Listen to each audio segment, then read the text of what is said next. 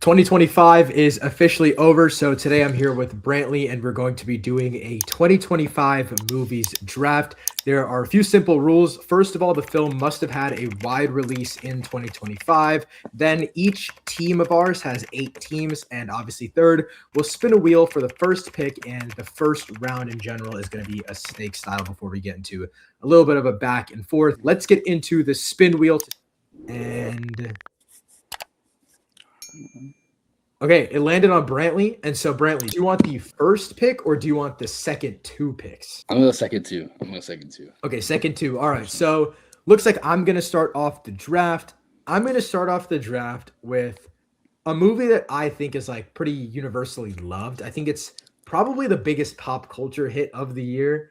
I'm going to go Sinners at a 4.5 out of 5 for me. I don't think this movie is perfect, okay? I don't think it's absolutely amazing, but I think it's as close as it can possibly be. Yeah, I mean, it's currently on my list of films for the number 3, so it was up there for me too.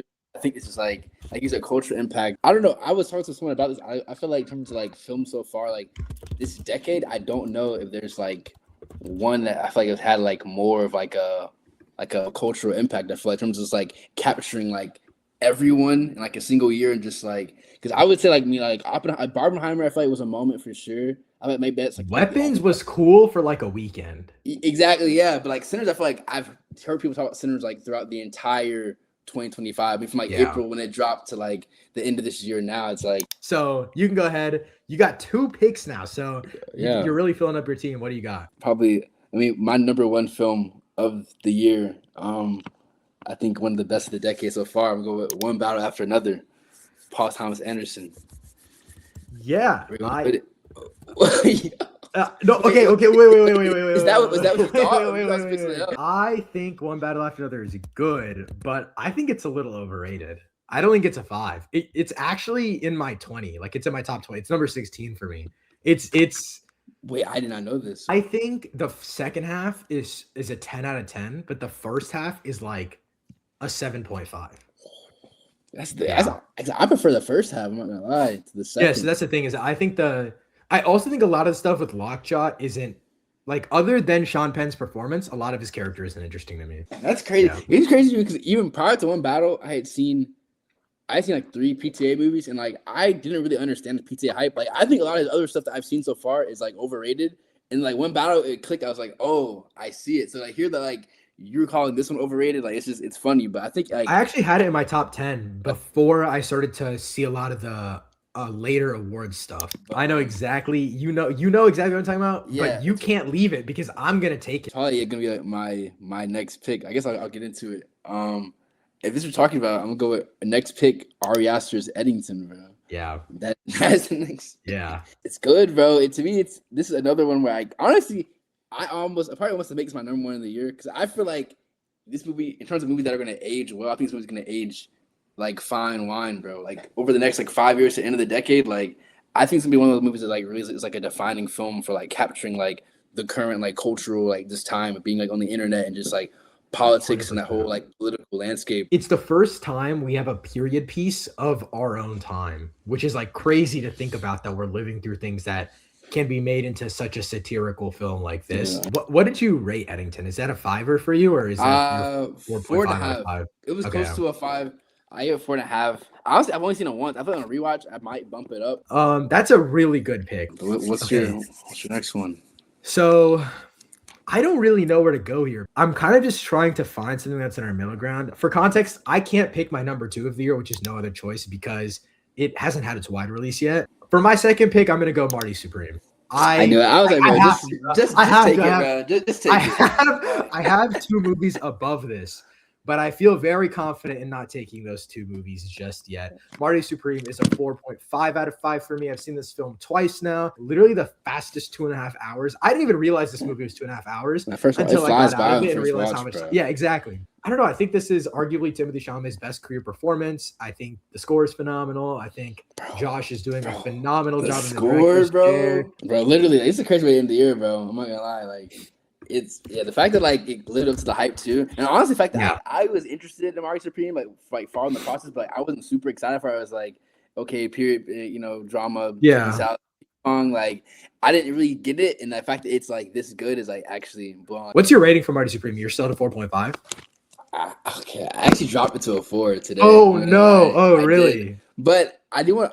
I don't know because I rewatched it today. I still think it's really really good. It's just like that middle portion. I'm like, it does kind of like lose me a little bit. Like pacing wise, I feel like it's kind of like clunky a little bit, and then like I don't know, it just kind of lost me a little bit in like that middle portion of the film. But like the beginning and the end, like the first part and the end part are really really strong. Yeah, Brantley, you're on what? You're on pick 3 now. I'm gonna pick his next pick. It's kind of similar to Eddington. Ari Aster actually was a producer of this film. I'm gonna go Bugonia. Fuck you. That's actually crazy. You don't even like this movie, bro. You don't even like this movie. What do you mean? Bro, bro, you like other movies, bro. You actually just hate me, bro. This is my movie, bro. Bugonia, this movie actually surprised me because I'm not gonna lie. Prior to this, the only movie I'd seen from Yorgos was Killing of a Sacred Deer, which I liked. But I hadn't seen Poor Things or anything else, so like I didn't know what to expect. But I tapped out. I was like, this was insane. Like we talk about the score. The score is fantastic, but Emma Stone's performance, her and Jesse Plemons, two of my favorite performances of the year, bro. It's actually crazy. I'm like, dog, like, and I just like again, kind of like we talk about Eddington, like this movie also kind of has like a very like nihilistic perspective. I really love Bugonia. It's to me one of the most important films of the decade. I think it's probably though it's I think it's like number 6 on my year ranking. It's in my opinion like in terms of impact, it'll go down. As in my opinion, it's more impactful than Eddington to me because of it. Because to me, it takes a smaller scale of characters and implements different aspects of society in a smaller group of characters, which to me is more difficult than having a whole town to play with. The final, I think it's like 3.5, maybe 4 minutes of this movie is like perfect to me. And it's crazy that Ari Aster and Yorgos, two people that I'm not the biggest fans of their filmography, made top 10 movies of the year about very similar things. That's crazy to me. For my third pick, I'm gonna go Mission Impossible: The Final Reckoning. I think this is one of the best movies in the franchise. Like I think it's like top 3, maybe top 2. I think it's I think it's like right below Fallout. You know, I will say, I think the discourse around Mission Impossible has gotten really like boring and annoying after Dead Reckoning Part 1 because it's definitely taken like a step down. You know what I mean? Like it's not like on a filmmaking level as saucy, but it's thematically the most rich the franchise has ever been.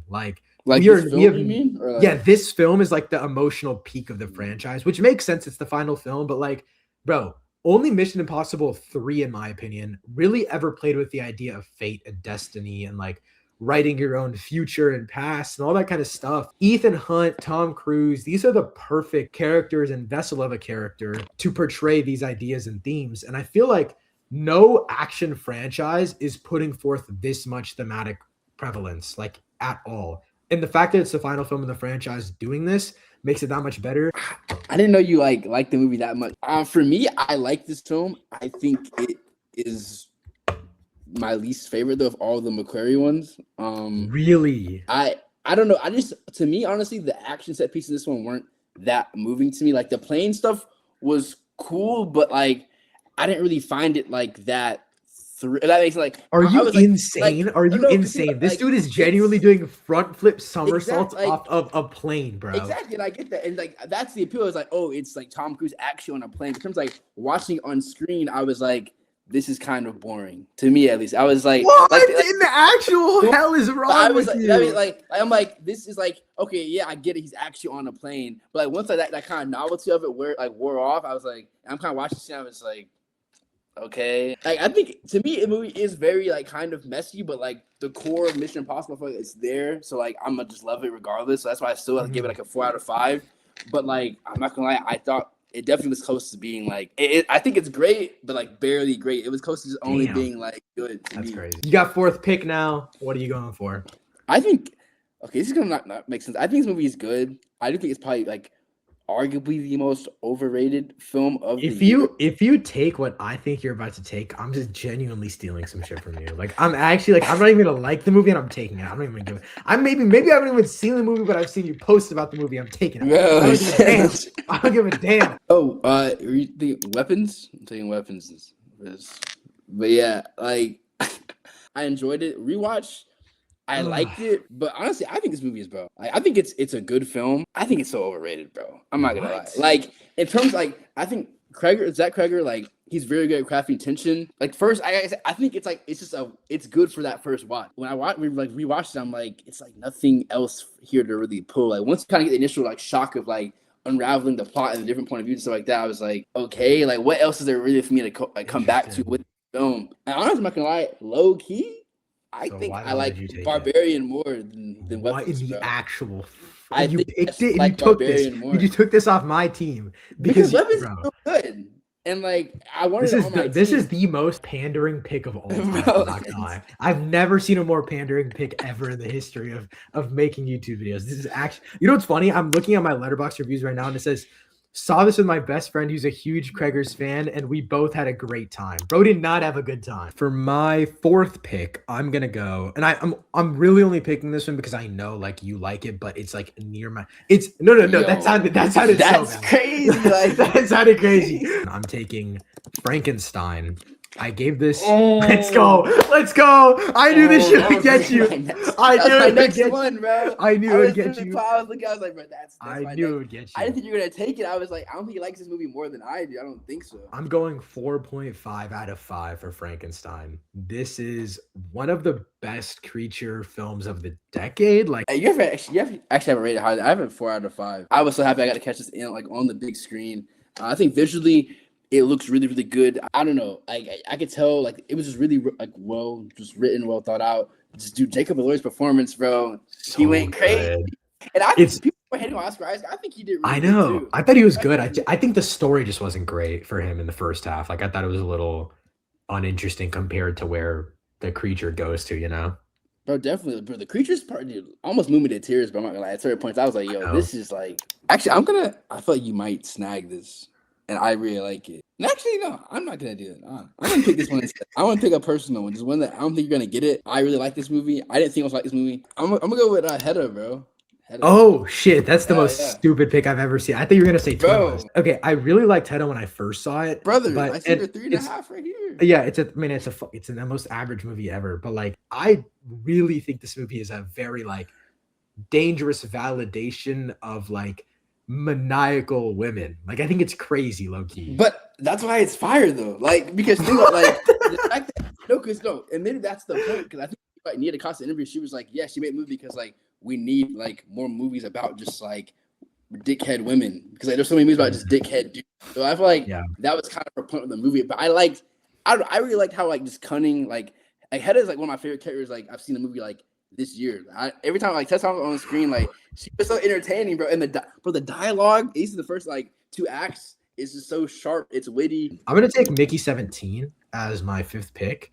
I wasn't thinking that, brother. Yeah, no, I didn't. No, I'm not gonna lie. None of my top 3 picks here, none of my next 3 picks are even gonna like bat an eye to. I'm not gonna lie, but Mickey 17, in my opinion, is a really, really like great look into politics. I think it's a little too overly satirical to the point where people write it off as just being too goofy. I think kind of the situation that this film is really interesting to me, more than I think the movie means it to be. And I think I was just more invested in the idea of like 2 Mickeys. Like that was really cool to me. Would you have a rating like a 3.5? 3.5. Honestly, before Weapons dropped, this is like my most overrated film of the year, bro. I'm not gonna lie. But people didn't even like it. It was like, and I kind of feel weird. Like maybe I just didn't like get it. Like when I watched it, I was like, it's cool. It was like very much like a thumbs up movie to me. I was like, yeah, it's good. Like I don't know. It really, what did you not like about it?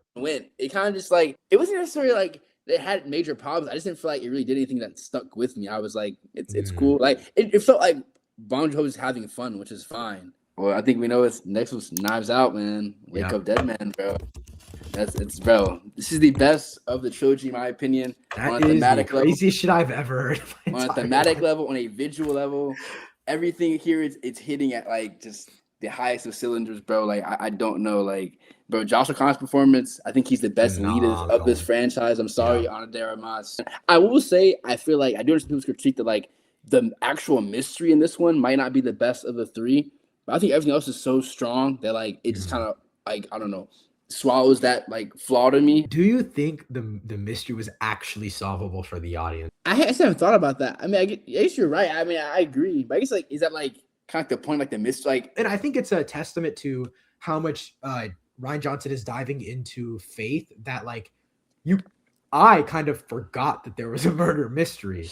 Like Yeah. I like the whole second act, and then obviously like when you get into the graveyard stuff, I'm kind of just like on this journey of escape with Josh O'Connor's character rather than the mystery of murder itself.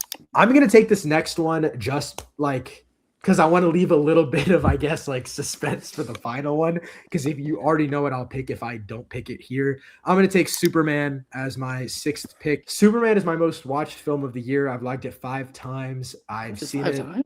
The best way to describe my, like, I guess my love for this movie is it's just like a comic book to me. Like it's not, people say like it's comic book in a movie. Like, you know what I mean? Like when the early reactions dropped, everyone's like, this is a comic book on screen.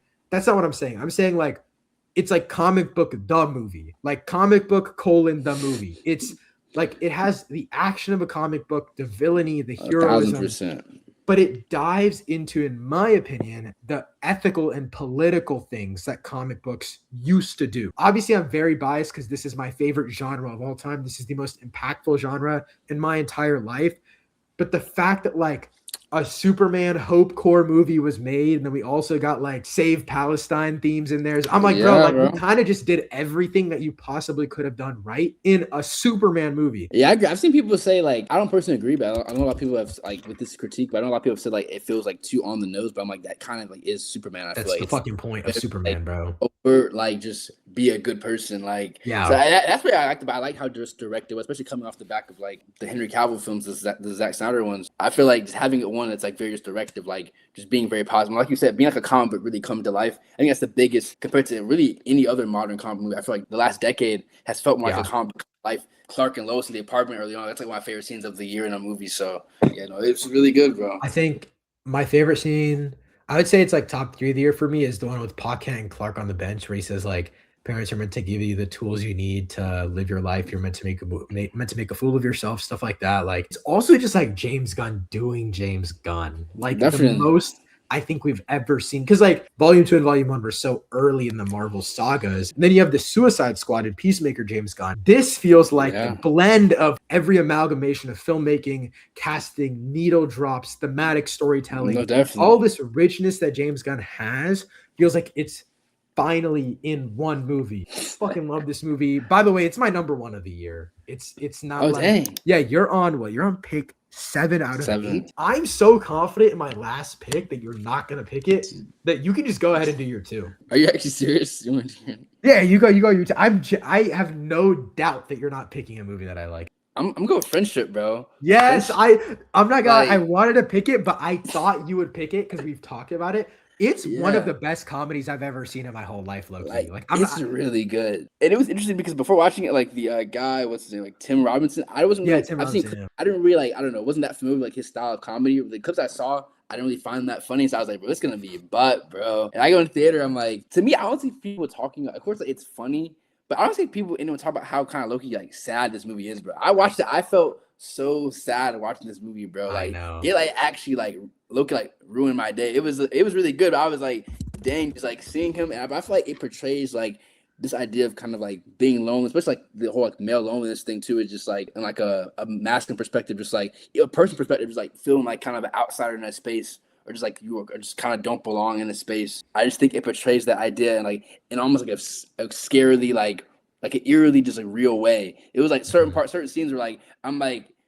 I felt like this before in my actual life, in like my own head, essentially in certain spaces where it's just like you just feel like weird as hell, bro. It is, in my opinion, like one of the most rewatchable movies of the decade. I have it was the first time I ever bought an A24 DVD as well because they have those special features. I think the most interesting part of this film is actually the stuff with Tim Robinson's character's wife and like how she is like having this affair potentially, and then, all this like it is just like the most like scary reality of being a man, I think. And it's scary, but it's also fucking hilarious. Like it's so funny. It's so funny, bro. It was in my top 10 for probably I'd say 80% of the year, to be honest with you. You can go ahead and pick your final film of the video. You're at 8 now. I think I know what you're gonna take. Yeah, I think this is what I'm gonna. I'm between two movies. I think you're Okay. either gonna pick 28 Years Later or Die My Love. One of the two. That's my guess. 28 years. 28 years. Yeah. Okay. That's what I'm going Yeah. to 28 years later. So yeah, this movie, I just think it's just raw, bro. The way it starts is so sick, bro. I love the I keep talking about the effect where like when they have like the shot effect where like he like, shoots And the zombies, camera goes and around. it spins, bro. Yes. That's so crazy to me. Like this movie is so sick. I think writing perspective too, just like Spike, the kid that plays Spike, really good actor, really good child actor. Same thing with Aaron Taylor Johnson, he was really good as well. I think for me, the movie just felt a little bit underwhelming, but also I kind of get it because like with the Bone Temple being like so close to this one, like release date wise, I think honestly I'll probably bump it up after watching the Bone Temple because like at the time I first watched it, I didn't realize the Bone Temple was like that close. Where is it on my list? It definitely moved down after my rewatch. Ooh, wow. Oh, I'm scrolling. It's number 34. I have two picks. My final two picks. I'm gonna take Fire and Ash as my. That's not the pick I was saying you don't like, but I'm gonna take Fire and Ash as my 7.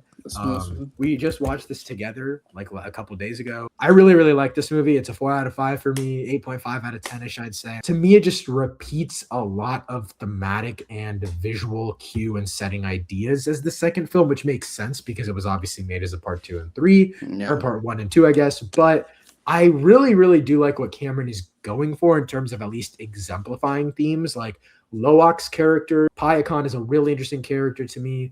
I think Jake going back to being Turk the characters' names. That's crazy.